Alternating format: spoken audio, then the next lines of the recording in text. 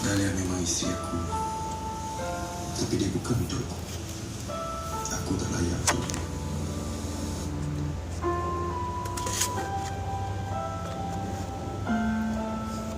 Kau sempurna, Dahlia.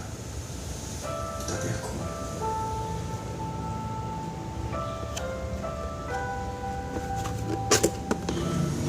Salahkah apa yang Nina buat ni? Indah betul. Cuma Mama kata mungkin susah untuk diorang faham apa maksud Indah sebenarnya. Tapi Haris macam tak setuju.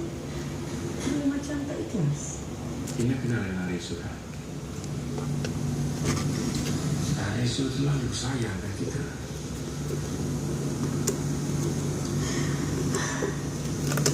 Kenapa nak Syafiq tak boleh jadi Haris? Kenapa dia tak boleh terima Dahlia yang berubah diri dia?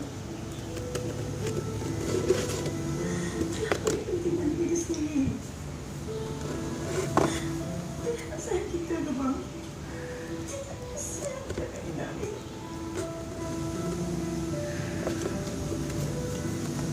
Luahkan pesanan tu.